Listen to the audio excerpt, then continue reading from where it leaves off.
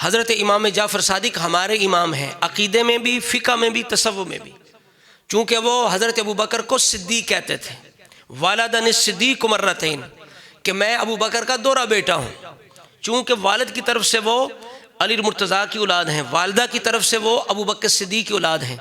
तो इमाम जाफ़र सादिक से लेकर क़यामत तक जाफ़री सदात की रगों में खून अली भी है और खून सिद्दीक़ अकबर भी है। और इस बात पे इमाम जाफ़र सादिक फ़ख्र किया करते थे। किसी ने पूछा कि अबू बकर उमर के बारे में, फरमाया तवल्लाहुमा वबरा मिन अदुव्विहिमा फ़इन्नहुमा काना इमामई हुदन, कि अबू बकर उमर से मोहब्बत करो, उनके दुश्मन से बुग़्ज़ रखो, वो दोनों हदायत के इमाम हैं।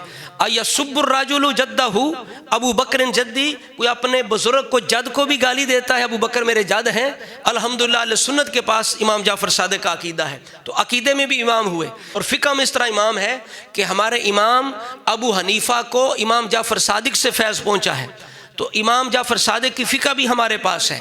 तसव्वुफ़ में इस तरह इमाम है कि अली मुर्तज़ा की तरफ से तसव्वुफ़ का फैज़ इमाम जाफ़र सादिक के ज़रिए से हम तक पहुँचा है।